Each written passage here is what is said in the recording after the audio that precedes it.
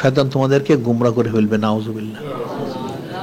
এখন কিন্তু মুসলমানরা এই জিনিসটাই উপলব্ধি করতে পারে না, যার জন্য এরা এই গুমরা লোকদের দ্বারা প্রতারিত হয়, বিভ্রান্ত হয়।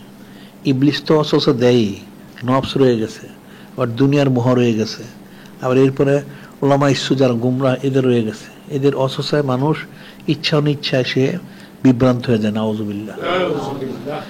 কারণ এটা তো সবসময় অসুস্থ দেয়। ইবলিস তো কসম করেছে, এটা আমরা বলি সবসময়। ইবলিসকে যখন আল্লাহ বের করে বললেন ফাকরুজ মিনা ফাইন্নাকা রজিম ইন্না আলাইকা লানাতি ইলা ইয়াউমিদ্দিন, আল্লাহ বলেন ইবলিস তুই এখান থেকে বের হয়ে যা, তোর প্রতি অনন্তকালের জন্য লানত, তুই বিতাড়িত।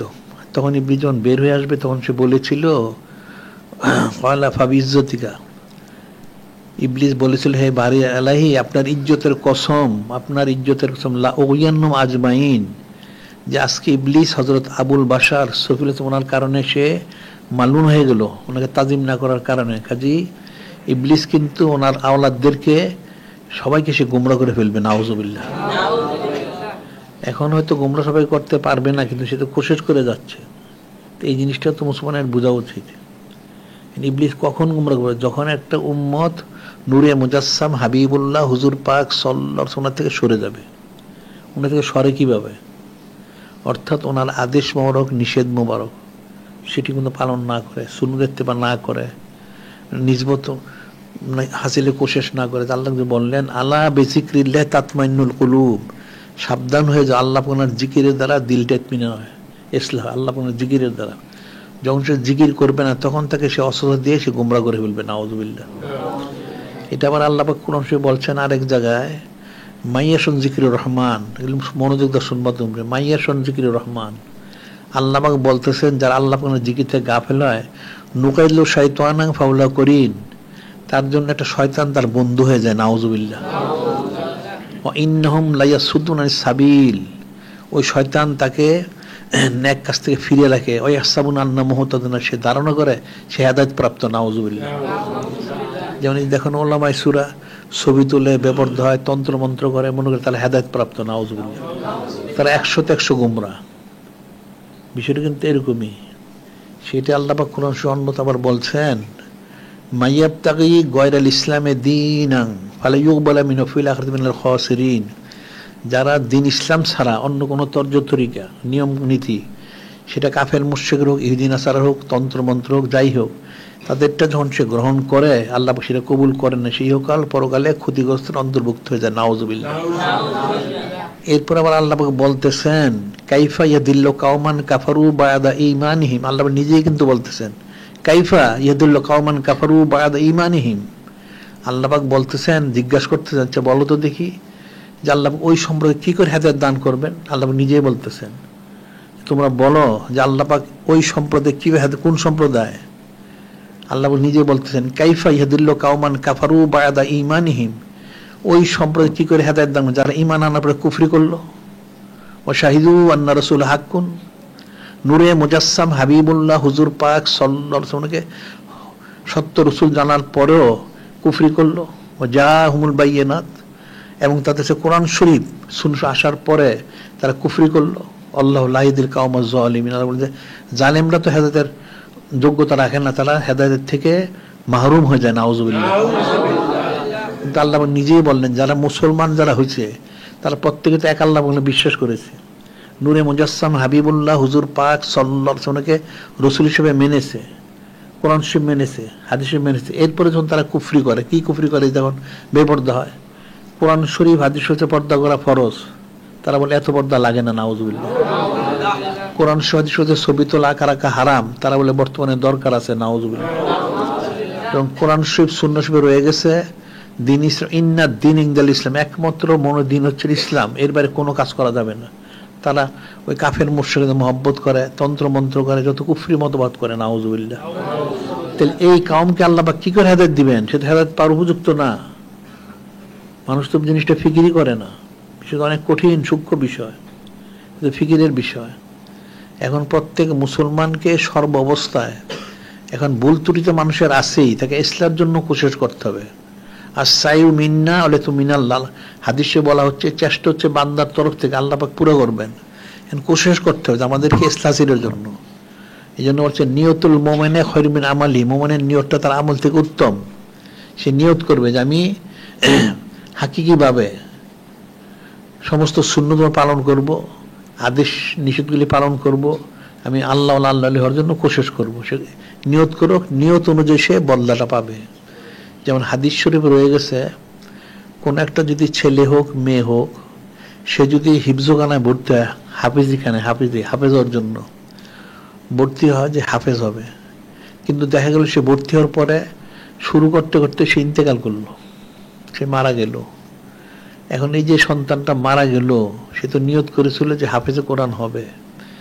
তখন আল্লাহ পাক, হাদিস রয়েছে, আল্লাহ পাক তাকে কবরের মধ্যে হযরত ফেরেশতা আলাইহিস সালামদের মাধ্যম দিয়ে তালিম দিয়ে তাকে পুরনো হাফেজে কোরআন করে হাসরের দিন যারা প্রথম শ্রেণীর হাফেজে কোরআন, ওনাদের তার হাসর নসর হবে। সুবহানাল্লাহ।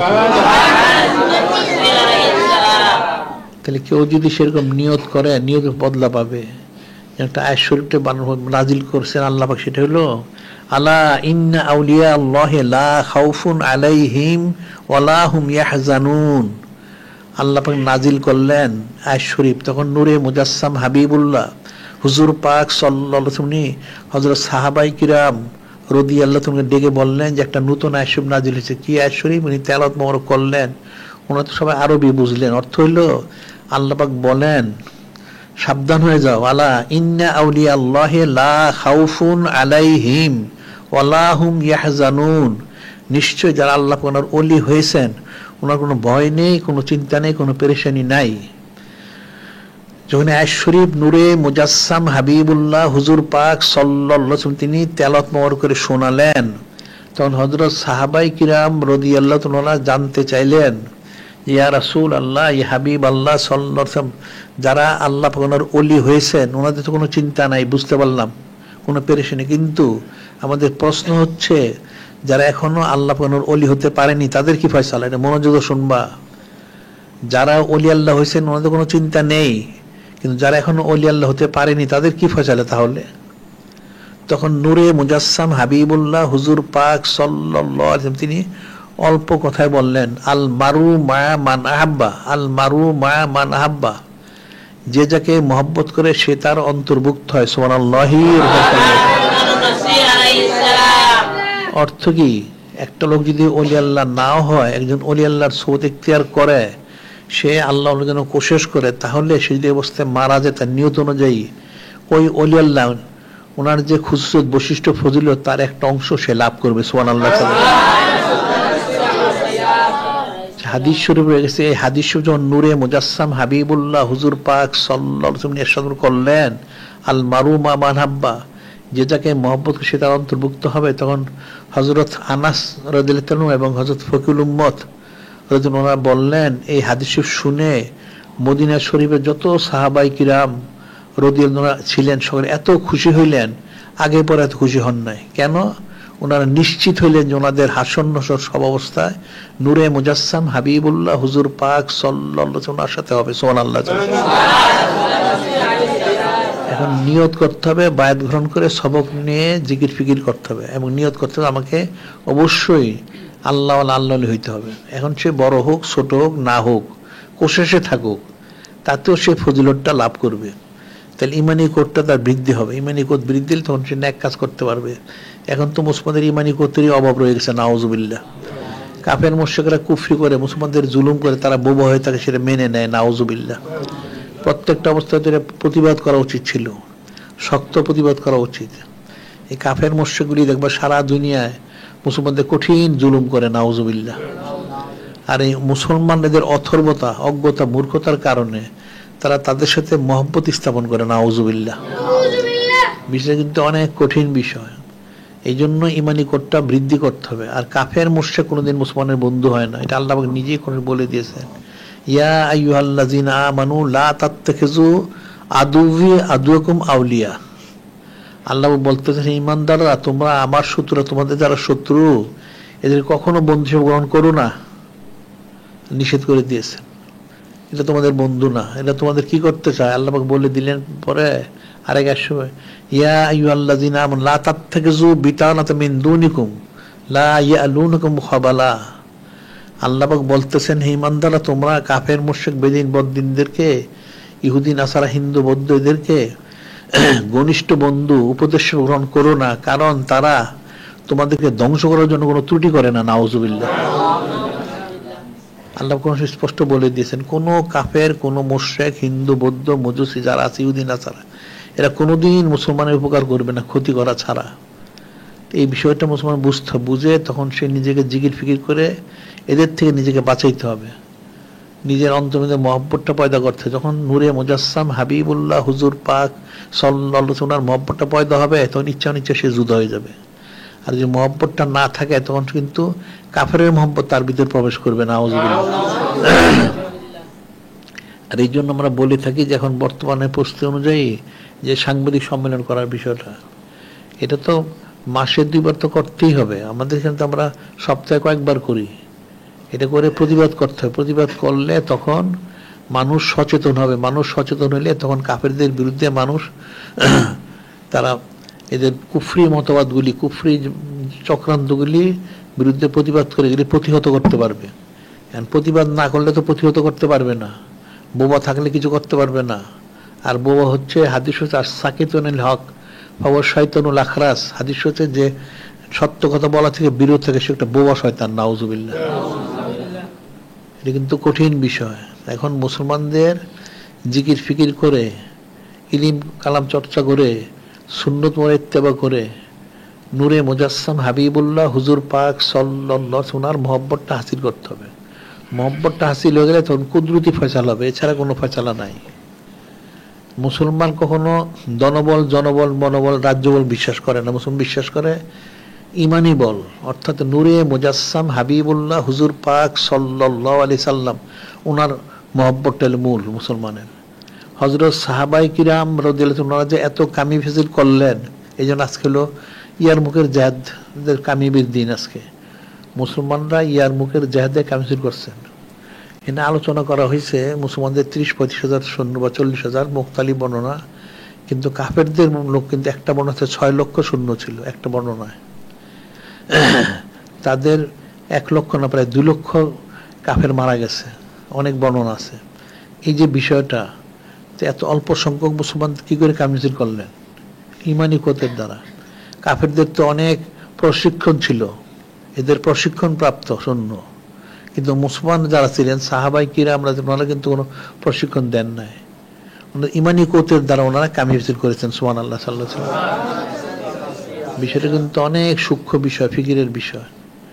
মুসলমানের মূল শক্তি হচ্ছেন ইমানি কোত, নূরে মুজাসসাম হাবিবুল্লাহ হুজুর পাক সাল্লাল্লাহু আলাইহি ওয়াসাল্লাম, ওনার মহব্বতটা এটা মূল শক্তি। এই মহব্বতটা যদি থাকে তাহলে অবশ্যই মুসলমান সর্বস্থায় কামিফিজিল করবে। সুবহানাল্লাহ, সাল্লাল্লাহু আলাইহি ওয়াসাল্লাম। আল্লাহ যে অন্যত্র বলেছেন, ওয়ালা তাহিনু ওয়ালা তাহজানু আনতুমুল আলাউন ইন কুনতুম মুমিনিন, তোমরা চিন্তিত না, পেরেশান হও না, তোমরা কামিফিজিল করে যদি মুমিন হইতে পারো। সুবহানাল্লাহ। এর মূল কাজ হচ্ছে আমাদের মুমিন হওয়া, ইমানদার হওয়া। ইমানদার হতে হলে জিকির আজকার করে, সদকার করে নিজের ইমানি কোটটা বৃদ্ধি করতে হবে, নফসটাকে নিয়ন্ত্রণ আনতে হবে। তখন ইমানি কোট বৃদ্ধি হলে সে সব অবস্থায় কামিফিজিল করবে, অন্যথায় কামিফিজিল করতে পারবে না। এই দনবল জনবলতে কাজ হবে না, কাজ হবে ইমানি বলের দ্বারা, শক্তির দ্বারা। ইমানি শক্তিটা কুয়োরটা বাড়াইতে হবে, এটা বাড়ানোর জন্য কোশিশ করতে হবে, তখন পারবে। একটা লোক হক কথা বলতে সাহস পায় না, একটা লোক সুন্নত পালন করতে লজ্জা বোধ করে। নাউজুবিল্লাহ। আসলে তার ইমানি কত দুর্বল আছে। ইমানি কত যদি সবল আছে সে পারবে না কেন? এই যে কাফের মুশরিকরা দেখবে সারা দুনিয়ায় এদের কথিত যে পোশাক সেটা পরে ঘুরে, হিন্দুগুলি দেখবা এরা ধুতি পরে, এটা ধুতি পরলে একটা বিবস্ত্রের মতো থাকে। নাউজুবিল্লাহ। এরপরে সেটা তারা পরে, সেটা কিন্তু কাউকে পরোয়া করে না। নাউজুবিল্লাহ। তার ইহুদি নাসারা যারা রয়ে গেছে, মুশরিক অন্যান্য যারা রয়ে গেছে, প্রত্যেকে তাদের যে কথিত ধর্মের যে লেবাসটা সেটা তারা মানে বিনা পরোয়ায় সেটা পরিধান করে। নাউজুবিল্লাহ। কিন্তু মুসলমানদেরকে দেখা যায় তারা লজ্জা বোধ করে। নাউজুবিল্লাহ। এখন মুসলমানের তো উচিত ছিল এই সুন্নত ইত্তেবা করা, যে আল্লাহ পাক কোরআনে কিন্তু বলছেন, কি বলছেন? কুল ইন কুনতুম তুহিব্বুনাল্লাহ ফাত্তাবিউনি ইউহিব্বুকুমুল্লাহ ওয়া ইয়াগফির লাকুম যুনুব আল্লাহু গাফুরুর রহিম। অর্থটা কি? আল্লাহ পাক বলে দিচ্ছেন আমার হাবিব মাহবুব নূরে মুজাসসাম হাবিবুল্লাহ হুজুর পাক সাল্লাল্লাহু আলাইহি, আপনি সমস্ত সৃষ্টিকে বলে দেন, কি বলে দিবেন? ইন কুনতুম তুহিব্বুনাল্লাহ, তোমরা যদি আল্লাহ ওনার মহব্বত চাও, ওনার মহব্বতের দাবিদার হও, তাহলে কি করবে? ফাত্তাবিউনি, আমাকে অর্থাৎ নূরে মুজাসসাম হাবিবুল্লাহ হুজুর পাক সাল্লাল্লাহু আলাইহি ওয়াসাল্লামকে ইত্তেবা করো। ইত্তেবা করলে কি হবে? আল্লাহ নিজে বলে দিচ্ছেন ইত্তেবা করলে ইউহিব্বুকুমুল্লাহ, তোমাকে আর কোশিশ করতে হবে না, আল্লাহ পাক স্বয়ং তোমাকে মহব্বত করবেন। সুবহানাল্লাহ। আরো কি করো? ইয়াগফির লাকুম যুনুবাকুম, যিনি খালিক, যিনি মালিক, তোমার সমস্ত গুনাহ খাতাগুলি ক্ষমা করে দিবেন। সুবহানাল্লাহ। আল্লাহু গাফুরুর রহিম, আল্লাহ পাক তিনি তোমার জন্য ক্ষমাশীল এবং দয়ালু হয়ে যাবেন। সুবহানাল্লাহ। চাইলে যদি সত্যি যিনি খালিক, যিনি মালিক, আল্লাহ ওনার মহব্বত হাসিল করতে চায়, তাহলে তাকে ইত্তেবা করতে হবে নূরে মুজাসসাম হাবিবুল্লাহ হুজুর পাক সাল্লাল্লাহু আলাইহি ওয়াসাল্লাম সুন্নত মোবারক, ওনার সমস্ত আদেশ নির্দেশ মোবারক। আল্লাহ তো বলছেন কোরআন শরীফে, লাকাদ কানা লাকুম ফি রাসূলিল্লাহি উসওয়াতুন হাসানাহ, তোমাদের জন্য উত্তম এবং সর্বোত্তম আদর্শ হচ্ছেন নূরে মুজাসসাম হাবিবুল্লাহ হুজুর পাক সাল্লাল্লাহু আলাইহি ওয়াসাল্লাম, ওনাকে সর্বক্ষেত্রে অনুসরণ করতে হবে, তখন কামিয়াবি। বিষয়টা কিন্তু অনেক সূক্ষ্ম বিষয়, কারণ মানুষ এগুলি আলোচনা করে না, যেন বুঝে না। কোরআন শরীফ হাদিস এই বিষয়টি রয়ে গেছে, যেমন নূরে মুজাসসাম হাবিবুল্লাহ হুজুর পাক সাল্লাল্লাহু আলাইহি ওয়াসাল্লাম, ওনাকে সবচেয়ে বেশি মহব্বত করতে হবে, অন্যথায় ইমানদার হওয়া যাবে না। এটা খুব কঠিন সূক্ষ্ম বিষয়। এখন এই বিষয়টা মুসলমান না জানার কারণে, না আমল করার কারণে মুসলমান কিন্তু কোনোদিন ফায়দা লাভ করতে পারতেছে না। যখন ওনারা করেছিলেন তখন কামিয়াবি করেছিলেন। একসময় মুসলমানরা সারা পৃথিবীর মালিক ছিলেন। কিভাবে মালিক ছিলেন? যখন মালিকের সাথে সম্পর্ক ছিল, মালিকটাকে নূরে মুজাসসাম হাবিবুল্লাহ হুজুর পাক সাল্লাল্লাহু আলাইহি ওয়াসাল্লাম, ওনার সাথে যখন সম্পর্ক ছিল তখন মালিক ছিল। যখন ওনার সম্পর্ক নষ্ট হয়ে গেল, গোলামের সাথে সম্পর্ক করলো, গোলাম হলো কাফের মুশরিক, তখন মুসলমানরা গোলাম হয়ে গেল। নাউজুবিল্লাহ। এখন দেখবা সারা পৃথিবীতে মুসলমানদের জুলুম করা হয়। এই দেখো আমাদের দেশে হিন্দু, বৌদ্ধ, খ্রিস্টান, মজুসি এদেরকে ছুটি দেওয়া হয়। নাউজুবিল্লাহ। পৃথিবীর কোন দেশে খোঁজ নিয়ে দেখো, কাফেরদের কোন দেশে মুসলমানদের কোনো ছুটি দেয় না, ঈদের দিনও ছুটি দেয় না, জুমার দিন ছুটি দেয় না, শবে বরাত, শবে কদর কোনোদিন ছুটি দেয় না। নাউজুবিল্লাহ। আর মুসলমানরা তাদেরকে ছুটি দেয়। নাউজুবিল্লাহ। কারণ মুসলমানদের ইমানি কোডটা নষ্ট হয়ে গেছে, এটা কাফেরের তোয়াজ করে। নাউজুবিল্লাহ। যারা কাফেরের তোয়াজ করবে তারা ইমানদার হইতে পারবে না, তারাও কাফের হয়ে যাবে। নাউজুবিল্লাহ। হাদিস রয়েছে, মান তাশাব্বাহা বিকাওমিন ফামিনহুম, যে যে সম্প্রদায়ের মিল রাখে সে তাদের অন্তর্ভুক্ত হয়ে যায়। নাউজুবিল্লাহ। আরো বলেছেন, লাইসা মিন্না মান তাশাব্বাহা বিগায়রিনা, ওই ব্যক্তি আমার উম্মত না যে বিজাতিদের সাথে মিল রাখে। নাউজুবিল্লাহ। তো বিষয়টা তো খুব সূক্ষ্ম বিষয়। এখন মুসলমানদেরকে মুসলমান হইতে হবে। আল্লাহ পাক যে কোরআনে বলছেন, কুনতুম খায়রা উম্মাতিন উখরিজাত লিন-নাস তা'মুরুনা বিল মা'রুফ ওয়া তানহাউনা আনিল মুনকার তু'মিনুনা বিল্লাহ। আল্লাহ পাক বলেন যে তোমাদেরকে আখিরি উম্মত, তোমাদেরকে শ্রেষ্ঠ উম্মতে মনোনীত করা হয়েছে। উম্মতে কোনো শ্রেষ্ঠত্ব নাই, আমাদের কোনো যোগ্যতা নাই। আমরা নূরে মুজাসসাম হাবিবুল্লাহ হুজুর পাক সাল্লাল্লাহু আলাইহি ওয়াসাল্লাম উম্মত হওয়ার কারণে আমরা শ্রেষ্ঠ উম্মত। সুবহানাল্লাহ। এখন আল্লাহ তোমাদের শ্রেষ্ঠ উম্মত, তাহলে কি করতে হবে? তোমাদের শ্রেষ্ঠত্ব বজায় রাখতে হইলে খালেস ঈমান আনতে হবে। এরপরে সৎ কাজে আদেশ করবে, বদ কাজ নিষেধ। সৎ কাজটা কি? সুন্নত মোবারক আদেশ করবে, বেদাত থেকে বিরত রাখবে। খালিস ঈমান আনবে কি করে? খালিস ঈমান আনতে হইলে জিকির আজকার করতে হবে, বায়াত গ্রহণ করে সবক নিয়ে জিকির ফিকির করতে হবে, তখন খালিস ঈমানদার হবে। এবং তখন ইমানি কোতের কারণে সে সৎ কাজ অর্থাৎ সুন্নত পালন করতে পারবে, বেদাত থেকে বেঁচে থাকতে পারবে। সুবহানাল্লাহ। অন্যথায় কখনো কিন্তু সে পারবে না। বিষয়গুলো কিন্তু অনেক কঠিন বিষয়, সূক্ষ্ম বিষয়। এই বিষয়গুলি মুসলমানের বারবার অনেক শোনা উচিত। শুনতে শুনতে এগুলি বুঝটা পয়দা হয়, না শুনলে তো বুঝটা পয়দা হবে না। একবার দুইবার শুনলে হয় না। অনেক জিনিস মানুষ শোনে ঠিক, কিন্তু সে বুঝতে পারে না। আবার শুনলে সে মানতে পারে না, শুনতে শুনতে মানতে পারে। এখন সুন্নত পালন করা বলা হচ্ছে ফরজ, এখন তো মানুষ বুঝবেই না। যারা আমাদের কথা না শোনে, এগুলি ব্যাখ্যা বিশ্লেষণ না শোনে, তারা কোনোদিন বুঝবে না যে সুন্নত পালন করা ফরজ হয় কি করে? আরে নূরে মুজাসসাম হাবিবুল্লাহ হুজুর পাক সাল্লাল্লাহু আলাইহি ওনাকে ইত্তেবা করা তো ফরজ। অনেক আয়াত শরীফ, একটা আমি বললাম যে ফাত্তাবিউন হিবুবকুমুল্লাহ, ইত্তেবা করো মহব্বত করবেন। আরেকটা আয়াত শরীফ আল্লাহ পাক বলছেন, নাজিল করছেন, এটা যেটা আমরা সবসময় বলে থাকি, সেটা হলো এক মুসলমানটা একটা ছিল একটা মুনাফেক, তার সাথে একটা ইহুদির একটা বিষয় নিয়ে মতবিরোধ হয়। এটা মনোযোগ দিয়ে শুনবা, মতবিরোধ হয়। তো মতবিরোধ হওয়ার কারণে ইহুদিটা বলল এটা একটা ফয়সালা করা উচিত। তো মুসলমান যে লোকটা নামদারি আসলে ভিতর ভিতর মুনাফেক, তাকে বললো একটা ফয়সালা করা দরকার। তো কোথায় ফয়সালা করবে? তো মুসলমান নামদারি যে মুনাফেকটা, সে বললো ইহুদিদের যারা বিচার করে তাদের কাছে। ইহুদি তো জানে যে তাদের কাছে গেলে তারা পয়সা খেয়ে বিচার হেরফের করে।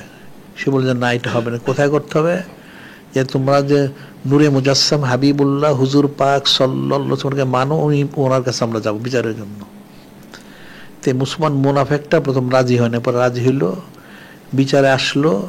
এখন দেখা গেল বিচারে ইহুদির বিষয়টা যেটা, এই মুনাফেক যেটা, এটা আসলে এটাই দোষী। তার বিরুদ্ধে নূরে মুজাসসাম হাবিবুল্লাহ হুজুর যে রায়টা দিলেন তার বিরুদ্ধে গেল।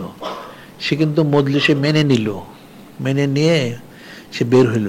বের হওয়ার পরে সে বলল ইহুদিকে যে বিচারটা তার মনোভূত হয় না, নাউজুবিল্লাহ। যখন সে বলল, তিনি ইহুদি বলল তুমি বলো কি, তুমি তো ওনাকে মানো, উনি রসুল, উনি সাল্লাল্লাহু আলাইহি সাল্লাম। ইহুদি তো মানে না, ইহুদিরা, তারপর তো সে মেনেছে। তাহলে কার কাছে বিচারের জন্য? যে তাহলে হযরত ওই সময় নূরে মুজাসসাম হাবিবুল্লাহ হুজুর পাক সাল্লাল্লাহু আলাইহি ওয়াসাল্লাম আদেশ ক্রমে হযরত সাইয়্যিদুনা ফারুক আযম আলাইহিস সালাম উনি বিচার করতেন। তো ওনার শান মোবারকে নাযিল হয়েছে আশিদ্দা ওয়ালাল কুফফার, যিনি কাফেরদের কঠোর। সে মুনাফিকটা মনে করেছিল হযরত সাইয়্যিদুনা ফারুক আযম আলাইহিস সালামের কাছে গেলে উনি হয়তো মুনাফিকের পক্ষে রায় দিবেন ইহুদিদের বিরুদ্ধে। ওখানে যখন যাও গেল, তখন ইহুদি বুঝতে পারলো ব্যাপারটা, বুঝে সে হযরত সাইয়্যিদুনা ফারুক ওনার কাছে বলল যে হে হযরত ফারুক আযম আলাইহিস সালাম, যে এখন এই কথিত মুসলমানটা সহ তারা এসেছে নূরে মুজাসসাম হাবিবুল্লাহ হুজুর পাক সাল্লাল্লাহু আলাইহি সাল্লাম ওনার দরবার শরীফ থেকে। কি ব্যাপার? উনি ফয়সালা করেছেন, এটা রায়টা পড়েছে এই মুনাফিকের বিরুদ্ধে, সেই জন্য সে আবার নতুন করে এসেছে আপনার কাছে বিচারের জন্য। উনি শুনলেন, জিজ্ঞাসা করলেন সেই মুনাফিকটাকে, সে বললো যে হ্যাঁ। উনি ঠিক আছে, আমি বিচার করবো, তুমি বসো। উনি ওনার হুজুরের সঙ্গে প্রবেশ করে, উনি কিন্তু অনেক উঁচা লম্বা ছিলেন, সাধারণ লোক থেকে 1 হাত লম্বা ছিলেন উনি। উনি অনেক লোকের সাথে হাঁটতেন, দূরের থেকে মানুষ মনে করতে উনি কোনো বাহনের উপর বসে আছেন। ওনার তরবারি অনেক লম্বা। উনি ভিতর থেকে একটা বড় তরবারি নিয়ে ওই মুনাফিকটাকে, তার নাম ছিল বিশর, তাকে একটা কোপ দিয়ে দ্বিখণ্ডিত করে দিলেন। সুবহানাল্লাহ সাল্লাল্লাহু আলাইহি ওয়াসাল্লাম। সে তো বিকট চিৎকার করে সে মাটিতে পড়ে তার সমস্ত শরীরটা লাফাতে থাকলো। তার যারা আত্মীয় তারা দৌড়ে আসলো। তারা এসে যখন দেখলো হযরত সাইয়্যিদুনা ফারুক উনি খুব জ্বালালিত বেত তরবারি নিয়ে দাঁড়ায় রয়েছেন, তারা সামনে আসতে সাহস পেল না। তারা সরাসরি নূরে মুজাসসাম হাবিবুল্লাহ হুজুর পাক সাল্লাল্লাহু আলাইহি ওয়াসাল্লামের কাছে গেল। তারা যে বলল ইয়া রাসূল আল্লাহ, ইয়া হাবিব আল্লাহ সাল্লাল্লাহু আলাইহি, আপনি তো হযরত সাইয়্যিদুনা ফারুক আযমকে বিচারের দায়িত্ব দিয়েছেন, তিনি আজকে একজন মুসলমানকে কতল করেছেন, নাউজুবিল্লাহ। এটা শুনে নূরে মুজাসসাম হাবিবুল্লাহ হুজুর পাক সাল্লাল্লাহু আলাইহি ওয়াসাল্লাম বললেন, এটা কি করে সম্ভব? লাউকানা বায়াদিন নবীউন লাকান হযরত উমর খাত্তাব আলাইহিস সালাম, আমার পরে যদি কেউ নবী হতেন, রসুল হতেন, তাহলে সে হযরত সাইয়্যিদুনা ফারুক আযম উনি হইতেন। তাহলে উনি এটা কি করেন, হাও কাজ করেন? তারা বলল না, উনি তো কতল করেছেন। ঠিক আছে, এরকম খবর দাও। ওনাকে সংবাদ দেওয়া হলো, তিনি আসলেন। আসার পরে নূরে মুজাসসাম হাবিবুল্লাহ হুজুর পাক সাল্লাল্লাহু আলাইহি ওয়াসাল্লাম জিজ্ঞাসা করলেন, কি ব্যাপার, আপনি নাকি একজন মুসলমানকে কতল করেছেন? বললেন ইয়া রাসূল আল্লাহ, হাবিব আল্লাহ, আমি কোন মুসলমানকে কতল করিনি। আপনি তো আমাকে বিচারের দায়িত্ব দিয়েছেন, আমি বিচার করেছি, বিচারে তার শাস্তির মৃত্যুদণ্ড আমি সেটা দিয়েছি। কেন মৃত্যুদণ্ড? সে মুনাফিক।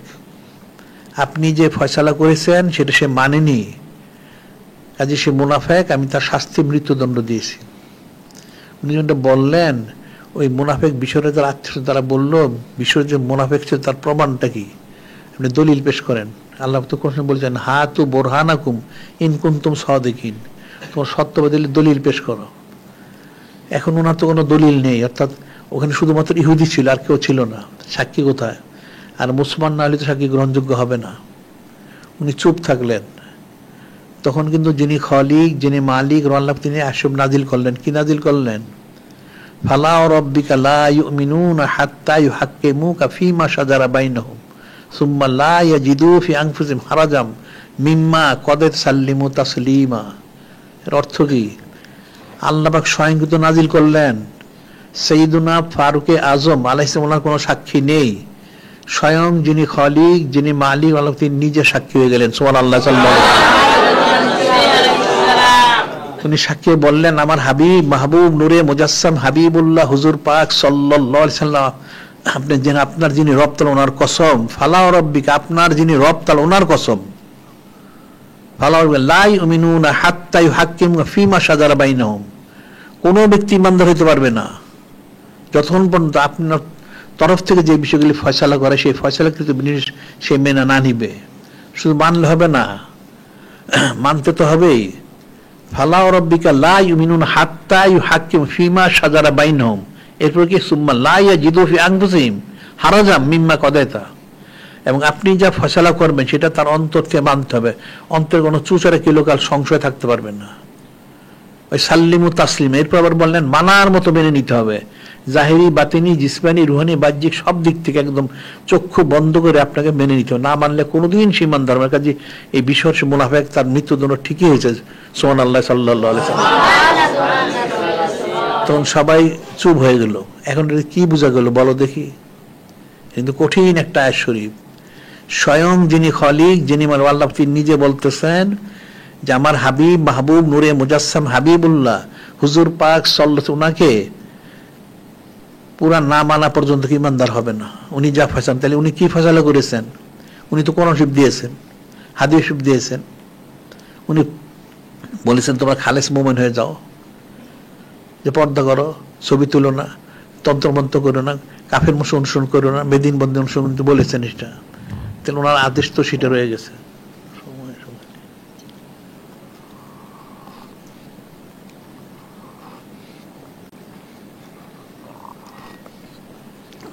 এখন উনি তো এগুলো আদেশ করেছেন। এখন এগুলো যারা মানে না তাহলে তারা ইমানদার থাকবে কি করে? ওই মুনাফিক বিষয়টা যে মৃত্যুদণ্ড, তাহলে তাদেরও তো মৃত্যুদণ্ড। নাউজুবিল্লাহ। বিষয়টা কঠিন বিষয়। অর্থাৎ প্রতি পদে পদে সমস্ত অবস্থায় নূরে মুজাসসাম হাবিবুল্লাহ হুজুর পাক সাল্লাল্লাহু আলাইহি ওয়াসাল্লামকে সূক্ষ্মাতি সূক্ষ্ম মানতে হবে। এখন যদি না মানতে পারি আমরা, তাহলে আমাদের তওবা করতে হবে। যতটুকু মানতে পারলাম সেজন্য শুকরগুজারি করতে হবে। আর যেটা আমরা মানতে পারি না, আমাদেরকে তওবা করতে হবে, দোয়া করতে হবে। নূরে মুজাসসাম হাবিবুল্লাহ হুজুর পাক সাল্লাল্লাহু আলাইহি ওয়াসাল্লাম উসিলা দিয়ে, যে আল্লাহ পাক আপনার হাবিব মাহবুব নূরে মুজাসসাম হাবিবুল্লাহ হুজুর পাক সাল্লাল্লাহু আলাইহি ওয়াসাল্লাম সম্মানার্থে আমাদেরকে পালন করার তৌফিক দান করুন। আমিন। এটা দোয়া করতে হবে। আর যেটুকু পারলাম সেজন্য শুকরগুজারি করবো। শুকরগুজারি করলে লাইন শাকারতুম লাজিদান্নাকুম, আল্লাহ বলেন নেয়ামত হাসিল করার পরে শুকরগুজারি করলে আমি নেয়ামতটা বৃদ্ধি করে দিই। সুবহানাল্লাহ সাল্লাল্লাহু আলাইহি ওয়াসাল্লাম। সমস্ত অবস্থায় মানতে হবে, কোনো চৌচারা কিলোকাল করার সুযোগ নেই। তখন সে খালেস ইমানদার হবে, মুমিন হবে। তখন তার জন্য গায়বী মদদ। আল্লাহ আর এক কাছে বলছেন কানা হাক্কান আলাইনা নাসরুল মুমিনিন, কানা হাক্কান আলাইনা নাসরুল মুমিনিন। আল্লাহ ওনার কোনো হক কার প্রতি নাই, আল্লাহ পাকের কাছে কারো কোনো হক নাই। কিন্তু আল্লাহ পাক বলতেছেন যারা ইমানদার হবে, মুমিন হবে, তাদের প্রতি আমার হক আছে। কি সে হকটা? তাদেরকে সাহায্য করা আমার হক। সুবহানাল্লাহ সাল্লাল্লাহু আলাইহি ওয়াসাল্লাম। এখন মুমিন ইমানদার হইতে হবে। বিষয়টা কিন্তু কঠিন বিষয়, প্রত্যেক পদে পদে মানতে হবে। একটা মুসলমান কখনোই সে কোনো মত, কোনো পথ সে পেশ করতে পারে না, কোনো অবলম্বন করতে পারে না। সর্ব অবস্থায় কোরআন শরীফ, সুন্নাহ শরীফ, ইজমা শরীফ, কিয়াস শরীফ তাকে চলতে হবে। আবার এটা আরেকটা আয়াত আল্লাহ বলেন মা কানা লিল মুমিনি ওয়ালা মুমিনাতিন ইজা ক্বাদাল্লাহু রাসূল আমরান আয়াকুনা লাহুল খায়রাতু মিন আমরিহিম মা ইয়াসিল্লাহু ফাকাদ দাল্লা দালালাম মুবিনা। আল্লাহ পাক বলেন মা কানা লিল মুমিনি ওয়ালা মুমিনাতিন, কোনো মুমিন পুরুষ মহিলা ছেলে মেয়ের জন্য জায়েজ নেই। কি জায়েজ নেই? যিনি খলিক, যিনি মালিক, রব ভালো, যিনি নূরে মুজাসসাম হাবিবুল্লাহ হুজুর পাক সাল্লাল্লাহু ওনারা যে বিষয়ে আদেশ করেছেন বা নিষেধ, তাদের নিজের মত পেশ করা, যদি কেউ মত পেশ করে সে প্রকাশ্য গুমরাহিতে সে গুমরা হবে, নাউজুবিল্লাহ। একটা মুসলমান যে তার কোনো মত থাকতে পথ থাকতে পারবে না, সেটা বলা যায় গর্দান নেহাদান বতাত, আনুগত্যতার সাথে আচরণ করতে হবে। এটা একটা সহজ উদাহরণ হলো একজন রোজাদার যখন রোজা রাখে তার বাড়িতে কিন্তু খাবার থাকে, পানি তো থাকে কমসে কম, খাবারও থাকে। সে কিন্তু একা থাকলেও লুকায় লুকায় খাবার খায় না, সে তো রোজা। সে জানে সে খেলে যিনি খলিক, যিনি আল্লাহ তিনি দেখবেন, এই জন্য খায় না। সে কিন্তু এইটা তার মুসলমানের খুশুসিয়ত, খাসলত। এখানে যেমন পালন করছে সব ক্ষেত্রে পালন করতে হবে, যে যিনি খলিক, যিনি আল্লাহ তিনি দেখতেছেন আমাকে, শরীয়ত ওনার খেলাফ কোনো কাজ করা যাবে না। সব অবস্থায় কোরআন শরীফ, সুন্নাহ শরীফ, ইজমা শরীফ কিয়াস উপরে ইস্তেকামত থাকতে হবে, তখন কামিয়াবি। সেটাই নূরে মুজাসসাম হাবিবুল্লাহ হুজুর পাক সাল্লাল্লাহু আলাইহি ওয়াসাল্লাম করেন, তারাকতু ফিকুম আমরাইন লান তাদিল্লু মা তামাসসাকতুম বিহিমা কিতাবাল্লাহ সুন্নতি। আমি তোমাদের জন্য দুইটা নিয়ামত রেখে যাচ্ছি, যতদিন আঁকড়িয়ে থাকবে, ধরে রাখবে এটাকে, ততদিন তোমরা হেদায়েতের উপরে থাকবে, আর ছেড়ে দিলে গুমরা হয়ে যাবে, নাউজুবিল্লাহ। সেটা কি? কালামুল্লাহ শরীফ এবং সুন্নাহ শরীফ, এটা মনে রাখতে হবে। এখন ইস্তেকামত থাকতে হলে এই জন্য জিকির আজকার করতে হবে, সুবত ইখতিয়ার করতে হবে, ইলম চর্চার জন্য আমাদের কিতাবাদিগুলি পাঠ করতে হবে, আর আমলের জন্য আমাদেরকে আমরা আন্তর্জাতিক সুন্নত প্রচার কেন্দ্র করেছি, এখান থেকে এসে সুন্নতের বিষয়টা জেনে এই দ্রব্য সামগ্রী সংগ্রহ করতে হবে। যে যত বেশি পালন করছে সে তত বেশি কামিয়াতি করবে, এটা মনে রাখতে হবে। বিষয়টা কিন্তু খুব সহজ না। কোনো অবস্থায় একজন মুসলমান দিন ইসলাম থেকে সে বের হইতে পারবে না, এক চুলও নড়তে পারবে না। যদি সে সত্যি মুসলমান হয় তাহলে কোরআন শরীফ, সুন্নাহ শরীফ, ইজমা শরীফ যা আছে একদম হুবহু সেটি তাকে হইতে হবে। এক চুল সে উপরে উঠতে পারবে না, এক চুল নিচে নামতে পারবে না, এক চুল ডানে যেতে পারবে না, এক চুল বামে, একদম যাচ্ছে তাই থাকতো। যদি সে সরে দিকে সেদিকে তবে করে ফিরে আসতে হবে, এটা ফরজ আইন, কঠিন বিষয়, কিন্তু এটা মনে রাখতে হবে। এখন এগুলি তাদের বুঝাইতে হবে, তাদের মাসে তো দুইটা তো করতেই হবে, পারলে আর বেশি করবে। আর এই বিষয়গুলি আলোচনা করতে হবে আঞ্জুমানে মজলিস। আর যারা আসতে পারলো তো আসলো, না আসতে পারলে তোমরা যারা আসতে পারে না, আমাদের আল হিকমা সংযোগ নিয়ে বা সিরাতুল মুস্তাফা সংযোগ নিয়ে আমাদের আলোচনাগুলি সব শোনা যাবে। প্রতিদিন শোনার চেষ্টা করবা, তাহলে শুনতে শুনতে একটা বুঝ পয়দা হবে। একদিনে সব বুঝ পয়দা হবে না, শুনতে শুনতে বুঝ পয়দা। এই জন্য হাদিস আছে, কানান নবী সাল্লাল্লাহু আলাইহি ওয়াসাল্লাম ইজা তাকাল্লাম বিকালামাতিন আহাদা সালাসান হাত্তা তুফাম আনহু। নূরে মুজাসসাম হাবিবুল্লাহ হুজুর পাক সাল্লাল্লাহু আলাইহি ওয়াসাল্লাম তিনি যখন কোনো জরুরি বিষয় ইরশাদ মোবারক করতেন, যে কমপক্ষে 3 বার বলতেন। কেন 3 বার বলতেন? যাতে শ্রোতা শুনে আয়ত্ত করতে পারে। প্রয়োজনে আবার বেশিবারও বলতেন। বিষয়টা কিন্তু সূক্ষ্ম বিষয়, এই জন্য একবার শুনলে মনে থাকে না, বুঝা হয় না। শুনতে শুনতে বুঝ পয়দা হয় এবং মনে হয়, তখন করতে সহজ হয় এই বিষয়গুলো। আর যে সমস্ত সম্মেলন সেগুলো তো আমাদের এখান থেকে লিখিত পাঠাইলেই চলে। এখানে যে 2টা জিনিস লিখিত হয়েছে, তোমরা যে বিষয়টা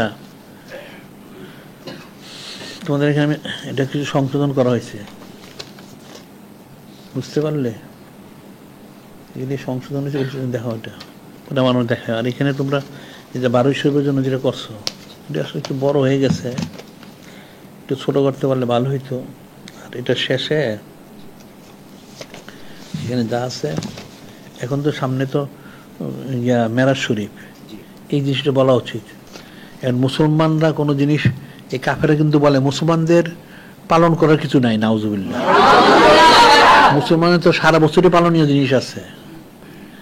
মেরাজ শরীফটা খুব গুরুত্ব দিয়ে পালন করা উচিত।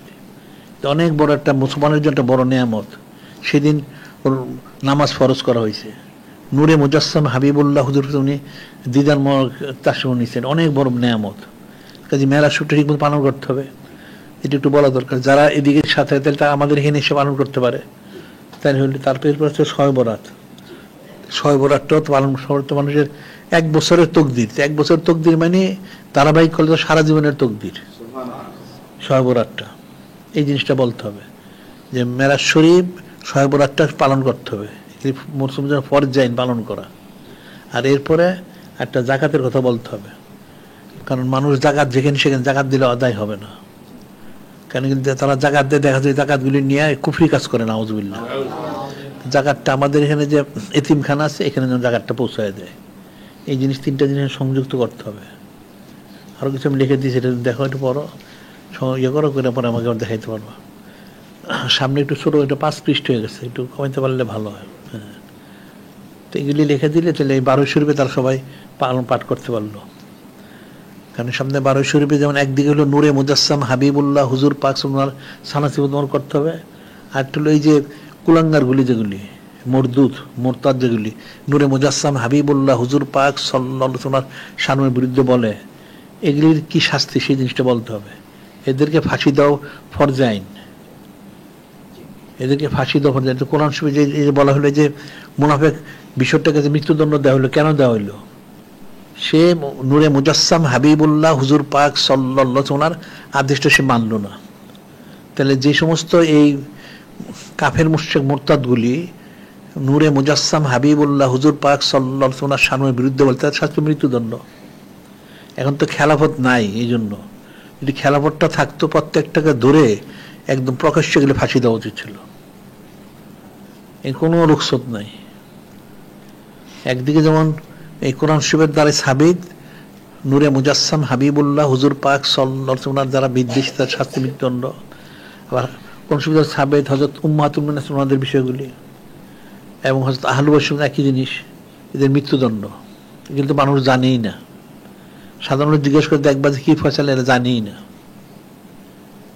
এই যে ইয়েটা ছিল, যে বাইতুল মুমিনের ইয়েটা ছিল, ক্ষতিটা ছিল, উবাই, সে কিন্তু এই যে প্রথম আলো পত্রিকাটা, এই কাফেরটা কিন্তু নূরে মুজাসসাম হাবিবুল্লাহ নাম ইয়ে করছিল, সে মাফ করার কি, তার তো মৃত্যুদণ্ড দেওয়া উচিত ছিল।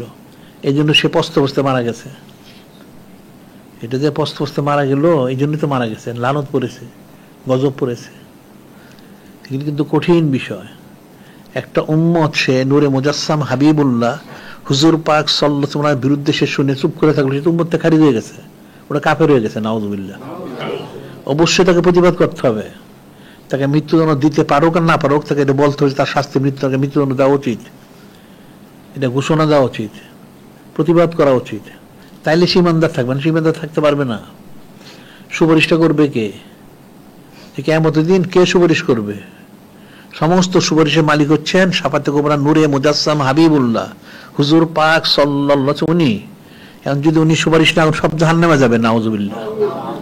উনি যদি বলেন যে আমার বিরুদ্ধে বলেছিল, তুমি কি প্রতিবাদ করেছিলে, কি জবাব দিবে? কিন্তু কঠিন বিষয়, সূক্ষ্ম বিষয়, এই জিনিসগুলি বোঝানো দরকার আছে। এটা একটু সুন্দর করে গুছিয়ে আবার লেখলে তারপর এটা দেখে দিয়ে দিলে হবে।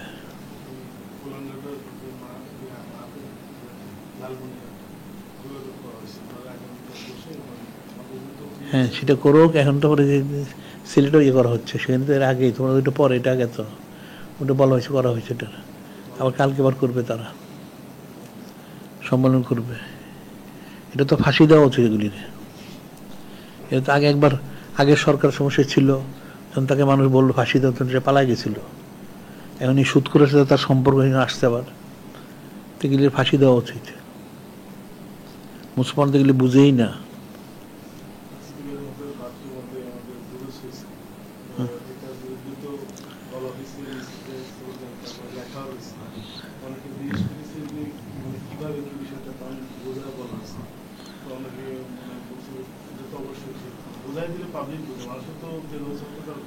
না, মানুষের তো ইলম কালাম নাই, এটা তো কোরআন শরীফ শুনে জানেই না।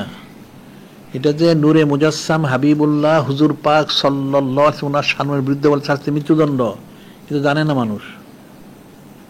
এই যে আকাইদের মাসালা রয়ে গেছে যে নূরে মুজাসসাম হাবিবুল্লাহ হুজুর পাক সাল্লাল্লাহু আলাইহি ওয়াসাল্লাম কোন বিষয় যদি বলা যায় নূরে মুজাসসাম হাবিবুল্লাহ কর্তা মরটা ময়লা হয়ে গেছে, এটা বললে তার শাস্তি মৃত্যুদণ্ড। ওনার শান মোহরের খেলাপ, ওনার গুটলি মোহরকটা নষ্ট হয়ে গেছে, এটা বললে তার শাস্তি মৃত্যুদণ্ড। মানুষ তো পড়াশোনা জানে না।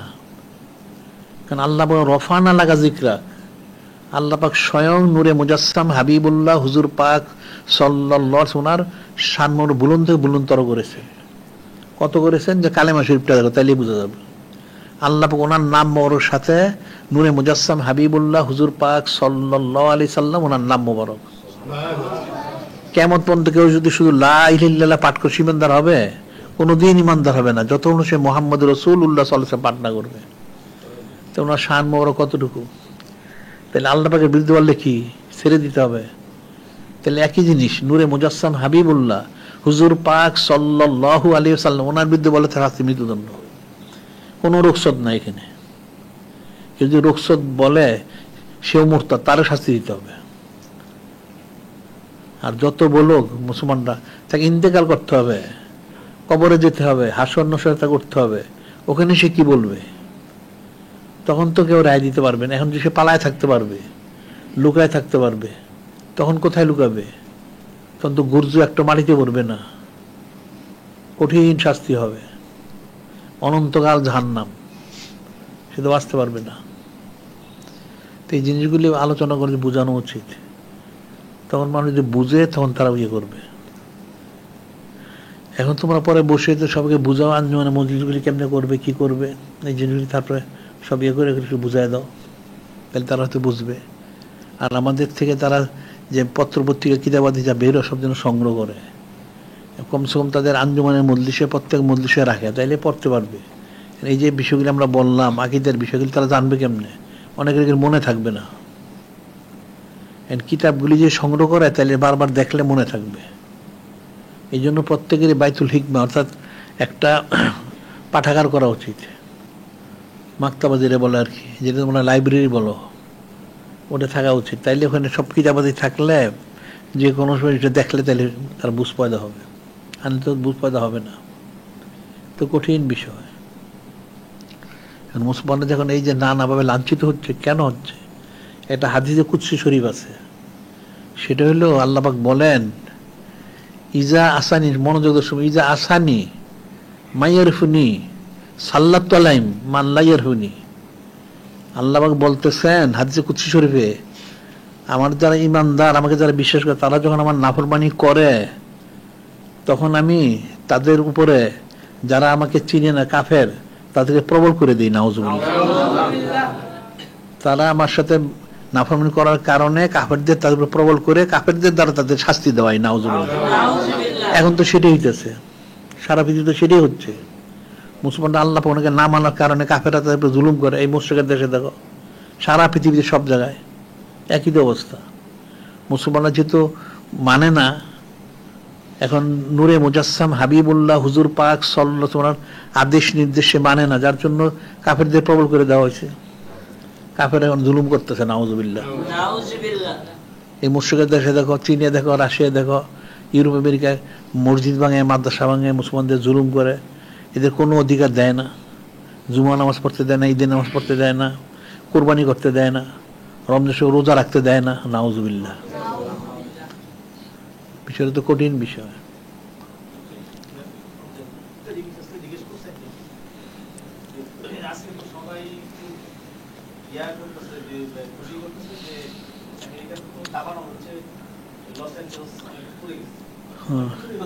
না, এটা তো প্রতি প্রায় আরত হয়েছে, তাদের ক্যালিফোর্নিয়া তো তাবানার ধ্বংস হয়ে গেছে, তো কি এখন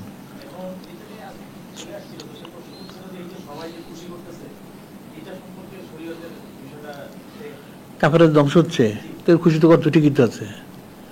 কাফেরের ধ্বংস হতে হওয়া উচিত। মুসলমানের কষ্ট হলে কষ্ট পেতে হবে, মুসলমান খুশি সেটা খুশি হইতে হবে। আর কাফের কষ্ট হলে মুসলমান খুশি হবে, ঠিকই তো আছে। এটা তার তো সারাদিন মুসলমান জুলুম করে, তাই দেখতে তাদের গজব, এটা আল্লাহ তো গজব না দিলিছে, ঠিকই তো আছে। গজব না দিল হয়তো, গজব দিতে আমরা বদ্ধই করি। এই যে আবুল হাব আল্লাহ নাজিল করলেন না সূরা লাহাব, মাসাদ শরীফ, আল্লাহ কিন্তু নাজিল তাব্বাত ইয়াদা আবি লাহাবি ওয়া তাব। আবুল হাব তার দুই হাত সব ধ্বংস হয়ে, তার আলো মাল সব ধ্বংস হয়ে যাবে, তো ধ্বংস তো হয়ে গেছে। তা আল্লাহ কিন্তু ঘোষণা করছেন, তা আল্লাহ কিন্তু খুশি প্রকাশ করেন। কেন করলেন? নূরে মুজাসসাম হাবিবুল্লাহ হুজুর পাক সাল্লাল্লাহু আলাইহি আবুল হাবকে দাওয়াত দিছিলেন দিন ইসলামের, তুমি মুসলমান হয়ে যাও। সে কিন্তু উল্টা কথা বললো। কি বলেছিল তখন? এটা হলো আরবিতে বলছে তাব্বান লাক, নাউজুবিল্লাহ। অর্থ হইল আবুল হাব বলেছিল ইয়া রাসূল আল্লাহ, হাবিব বলছে আপনার ধ্বংস হোক, নাউজুবিল্লাহ। উনি যখন এটা যখন আবুল হাব বললো, নূরে মুজাসসাম হাবিবুল্লাহ হুজুর জবাব দিলেন না। উনি তো ওহী মোবারক ছাড়া কোনো কথা বলবেন না। ওমা ইয়ানতিকু আনিল হাওয়া ইন ইল্লা ওয়াহয়ুন ইউহা ওই মতো কোনো কথা বলবেন না, চুপ থাক। তখন আল্লাহ পাক এই সূরা লাহব নাজিল করলেন, সূরা মাসাদ শরীফ। তাব্বাত ইয়াদা আবি লাহাবিন ওয়া তাব মা আগনা আনহু মালুহু ওয়া মা কাসাব সায়াসলা নারান যাতা লাহাবিন ওয়া ইমরাতু হাম্মালাতাল হাতাব ফি জিদিহা হাবলুম মিন মাসাদ। নাজিল করলেন যে আবু লাহাব তার দুই হাত ধ্বংস হয়ে গেল, সে যা কামাই করে তার আলাওলাদ সব ধ্বংস হয়ে যাবে, সে তার স্ত্রী সে জাহান্নামে আগুনে প্রজ্বলিত অগ্নিকুণ্ডে প্রবেশ করবে, তার গলায় রজ্জু যে ওই কাটা নিয়ে ঘুরত সে ধ্বংস হবে। তা আল্লাহ কিন্তু ঘোষণা করে দিলেন। কেন? আল্লাহ অসন্তুষ্ট হইলেন, ওনার হাবিব সাল্লাল্লাহু আলাইহি ওয়াসাল্লাম সামনে সে বেয়াদবি কথা বলেছে। তা আল্লাহ পাক যদি মৃত্যুদণ্ড দেন এই ওনার সামনে বলা কেন, তাইলে আমরা কি করতে হবে? মহব্বত করতে হবে। মানুষ বুঝলো কি তাইলে? এই সূরা লাহাবটা বলুক তাইলেই হয়ে যায়। এর মধ্যে সূরা মাসাদ শরীফ বলি, লাহাব শরীফ বলি, মাসাদ শরীফ, এটা বললে তো দেখেন কি বলা হইলো, কেন বলা হইলো, এইটা শুধু বুঝলে যথেষ্ট, আর বোঝা দরকার নাই।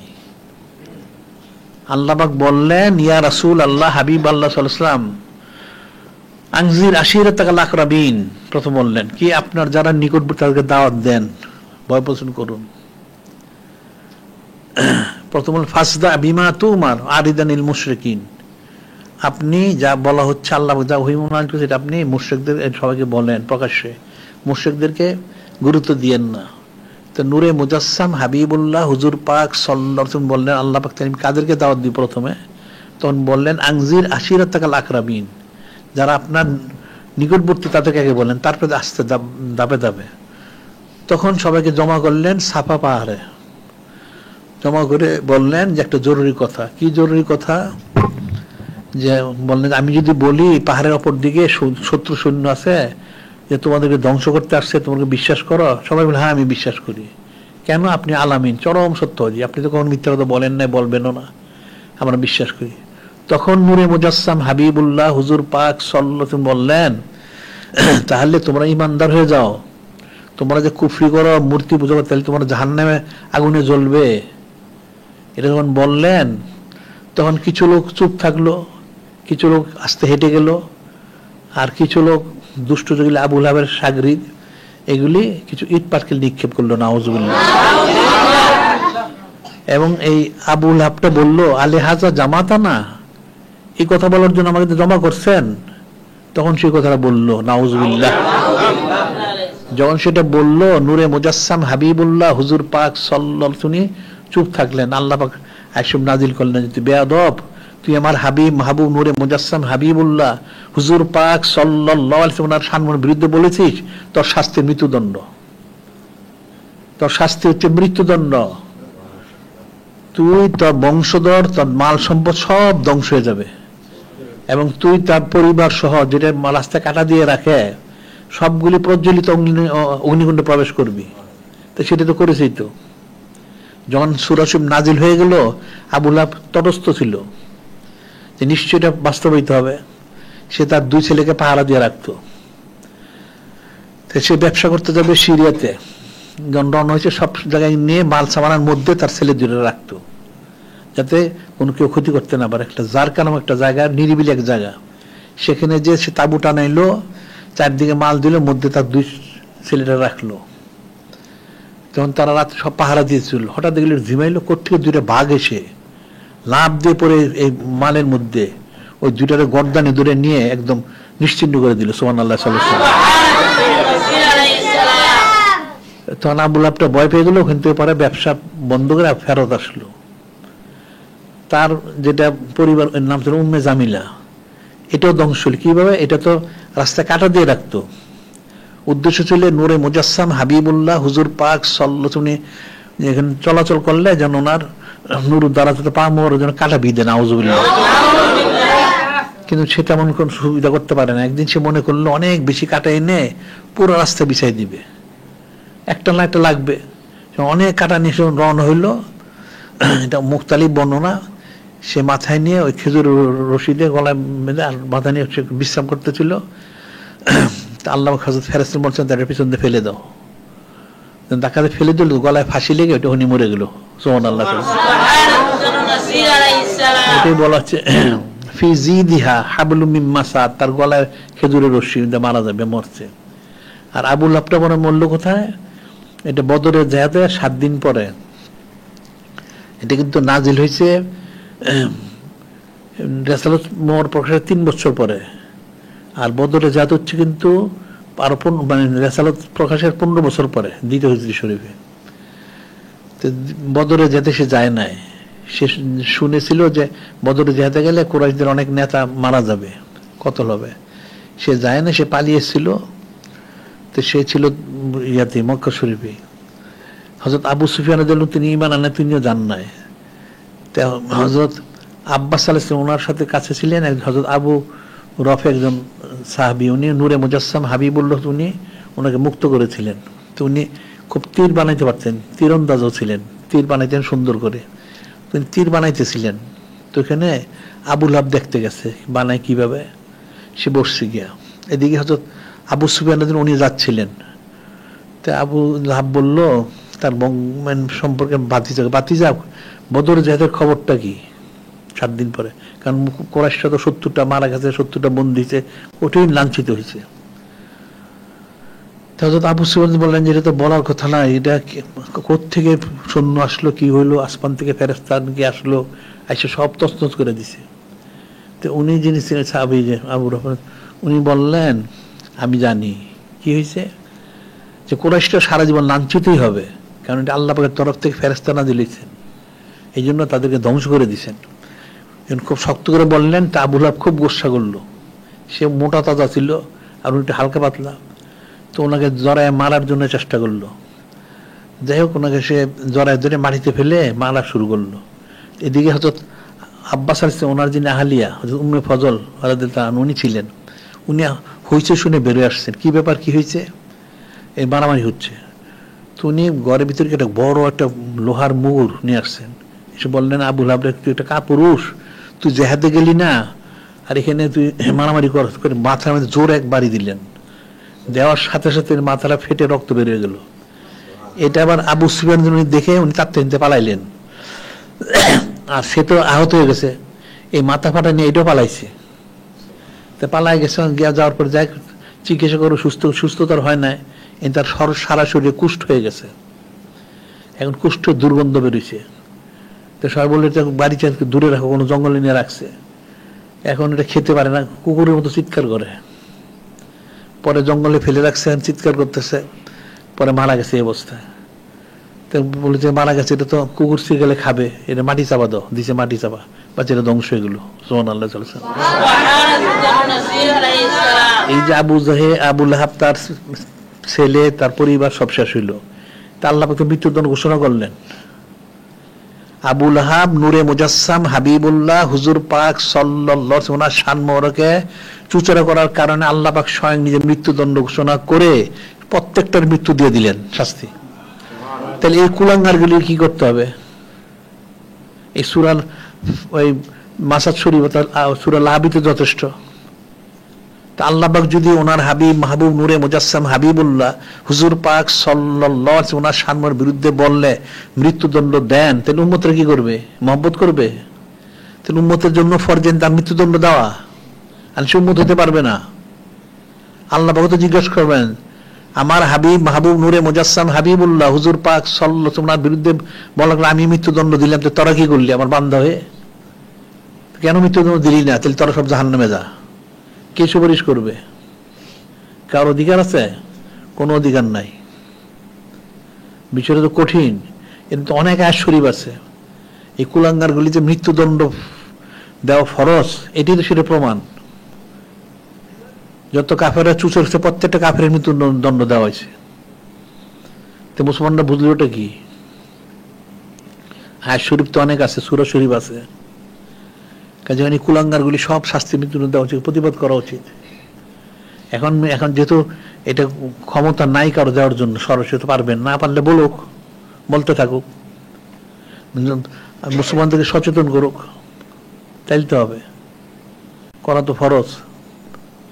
এই জিনিসটার জন্য প্রতিবাদ একটা হলো 12 শরীফে করতে হবে, আরেকটা আর 15 দিন পর আরেকদিন করতে হবে। কমপক্ষে মাসে 2 কমসে কম, পারলে সপ্তাহে একটা করা উচিত। বেশি বেশি করা উচিত। এই কুলাঙ্গারের বিরুদ্ধে বেশি বলা উচিত, কারণ এই কুলাঙ্গারগুলিকে আল্লাহ পাক মৃত্যুদণ্ড দিয়েছেন। এগুলো তো আবুল হাবের কায়মকাম, এগুলি সবগুলি মৃত্যুদণ্ড দেওয়া উচিত। তো মানুষ কোরআন শরীফ হাদিস শরীফ কি বুঝলো? আর নূরে মুজাসসাম হাবিবুল্লাহ হুজুর পাক ওনার শানমারক তারা কি বুঝতে পারলো? তো মুসলমানই না। বিষয়টা তো সহজ বিষয় তো না। কিন্তু সমস্ত কুলাঙ্গারগুলি যেগুলি সব মৃত্যু ফাঁসি দিতে হবে, যারা চুতারে কিলোগাল করবে। বিষয়টা অনেক কঠিন বিষয়।